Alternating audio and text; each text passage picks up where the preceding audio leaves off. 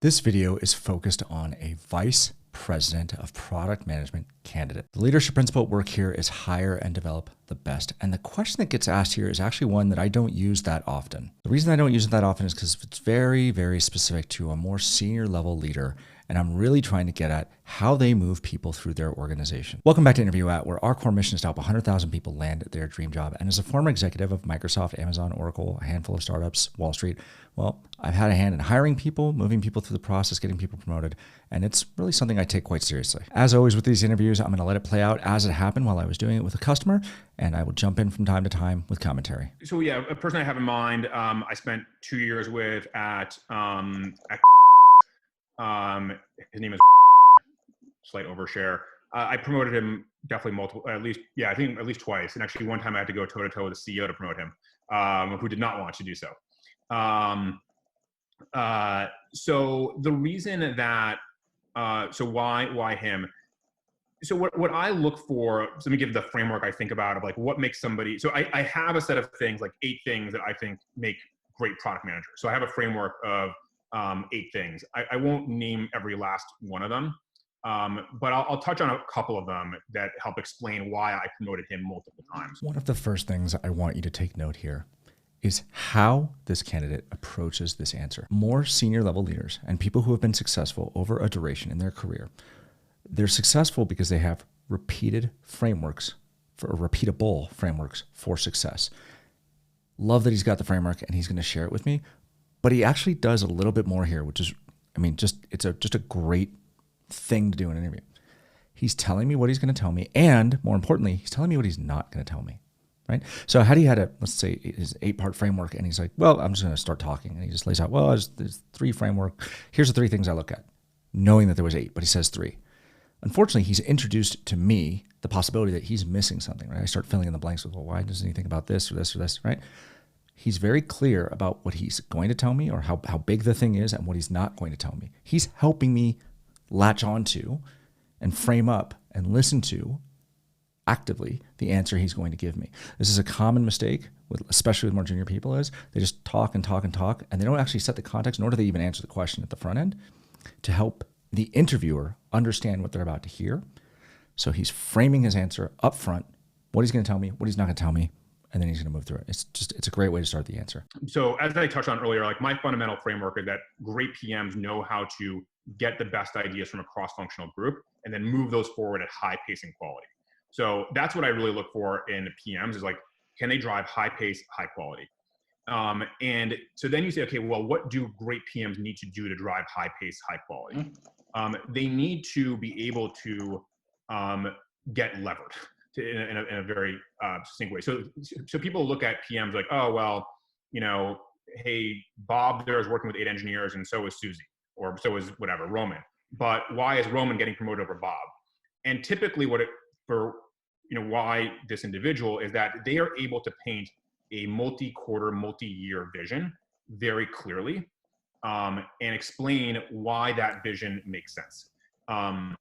That's really essential. They have to be, he was able to zoom into the future and say, like, we need to take on this very large initiative that's going to be very important, that will differentiate us from the competition. And so I think of product management like a triangle, which is at the very bottom of that triangle, you have strategy and vision. And at the top of the triangle, you have fixing Jira and cleaning it up. Fixing Jira and cleaning up is very important, but if you have no strategy and vision, your team is going to feel like it's spinning their wheels. So he had deep domain expertise, deep technical expertise, deep customer understanding, and he was able to leverage that and paint a clear vision strategy of where to go. And then he was able to work effectively to do that. So separate and apart from just the quality of this answer so far, which is good.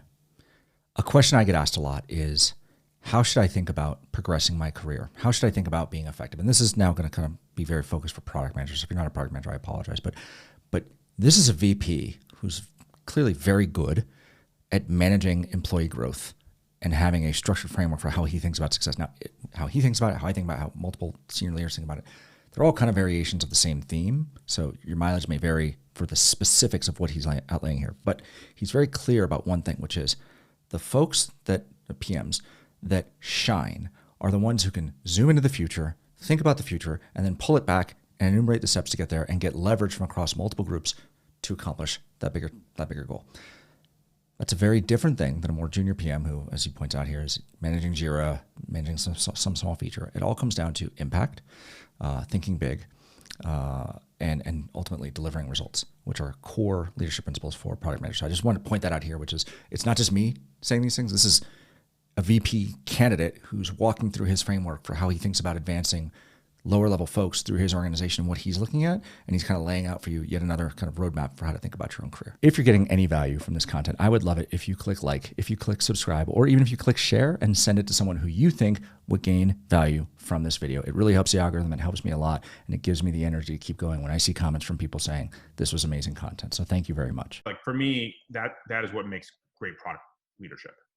So how much time and energy, or no, how do you determine how much time of your time and energy that you're willing to allocate to personnel development?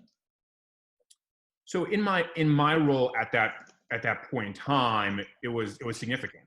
So I viewed my role really as doing three high level things. One is hiring great talent, nurturing the talent I had.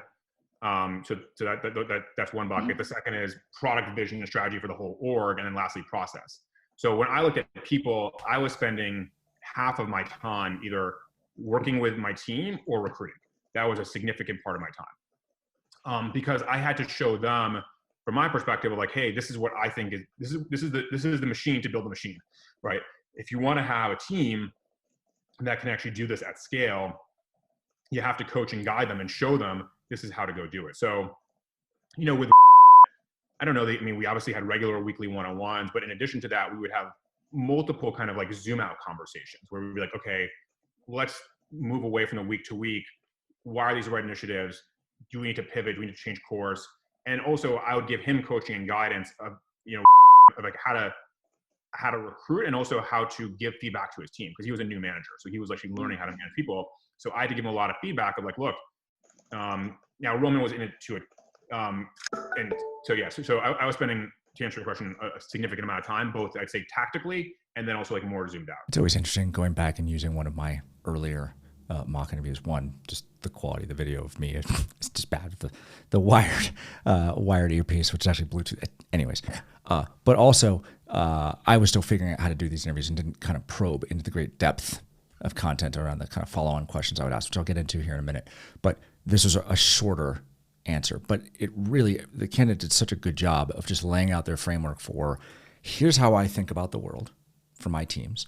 Here's what it takes to get promoted within the context of my teams. And here's an example of a person who got promoted twice. So you had a very specific person who was promoted twice. And here were the places and the areas with which I worked with them to ensure that they were progressing in such a way that they were able to make each of the two jumps that this person made. And so in that way, this was actually just a really, really good framework-rich answer. Now, clear follow-on questions I probably should have asked and are reasonable questions to ask of someone and that you should think about when answering such a question. One, it would be interesting to know if this VP candidate, if they recruited this candidate into their team, or it was someone they absorbed as part of a transition or a promotion or whatever. Like, did they recruit and hire this person? That's one question. If they did, in fact, bring this person in, or even if they kind of absorbed them as part of taking over a new team, which means they had to assess all of their team members, a good follow-on question would be, what qualities, both positive and negative, did you see in this specific team member when you took over the team or when you hired them on that gave you a sense that they had areas for growth, right? Certainly to the extent that they were going to grow to this level. Additionally, this is always hindsight being 20/20, so might be a good question, might not be, but something to think about, which is, in terms of what you're sharing as an answer. When you took over this team or when you hired this person, what had you set as their max in terms of their trajectory, where they could end up inside of the organization, right? What was your perception of how far they would go? And this is absolutely a question I should have asked, and this is my miss, so shame on me. But what was the biggest hurdle, skill-wise or ability-wise or just kind of leadership principle-wise, that this team member had that was likely to get in the way of their progression? And how did you help them solve that? This speaks to a few things. So you as a candidate, like thinking through your answers that you're going to present, it speaks to a few things. One, thoughtfulness as a leader, right? Do you understand how your team is functioning and who's good at what. That's one part of it.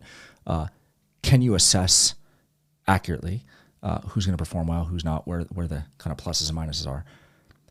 3, are you empathic enough to understand who wants what, right? So did this team member want to be promoted, and are you willing to help them kind of progress in that path? And then finally, what were you willing to do as a leader to help them get there? How do you invest in your team? Because you're communicating to me as someone who might potentially hire you as a leader in my organization. How do you think about personal development for the people on your team? And how do you think about the investments that should be made into team members to ensure that the team and the company, the product, customers continue to be happy, grow, et cetera? It's a good lens into how you think as a leader as to how you would answer that particular question. As always, when I'm doing these videos, I like to read the assessment that I would have read into the room had I been on the hiring loop for this candidate at a company. Hire and develop the best. There are 2 parts to this principle. The interview did not spend any time on the candidate's ability to hire and attract great talent. That's on me. That would be an area for exploration for another interview, or if we had more time. With regard to develop the best, it's clear that the candidate is extremely thoughtful in the progression of employees with a clear set of requirements for what is required for moving forward. The need to arbitrate dissent when one person gets promoted over another is made much easier when there is a clearly communicated and logically consistent framework for expectations of those who are moving upward with higher velocity than others. The quick discussion about having both zoom in and zoom out discussions with his leaders further demonstrates an understanding that developing the best talent is not only about one-on-one meetings, that's part of it, but also setting the employee up for future success by showing them how to pull back from the tactical and focus on the strategic in a way that is bringing along the future leaders so that they are growing and inside of a framework that has been clearly communicated. So, some new nuance in there, which is the arbitrating. The sense of why is one person getting promoted? Listen, there's not been a single promotion in the history of mankind where somebody isn't saying, why did so-and-so get promoted? It happens all the time. It certainly makes your job as a leader much, much easier when you have and the words I use here are the ones you should be thinking about, a logically consistent framework for how people get promoted. I can personally think about a person that I worked with. This was at my time at Microsoft, where a bunch of us would get together, the leaders working for who we worked for, I'm not going to say his name, and we would do our 9-box exercise and put all of our team members up on the board and try to talk through blah, blah, blah, and who should get promoted. And literally hours we spent on this, only to have our boss go up to the board and just start moving people around based on their view of the world. Did they have direct interaction with these people? No, oftentimes not. They just decided, this and that, or so-and-so's, but that's not logically consistent. It's very hard to defend. And certainly when I have to go back to my team members, explain to them why they got the review score they got based on where they landed in the 9-box exercise, I can't defend it, 1, because it wasn't my input, but 2, it wasn't logically consistent. So that causes a lot of problems. It's one of the reasons why this particular leader, their poll scores basically reflected that they manage up very well. They did not manage sideways and down very well. But okay, here we are.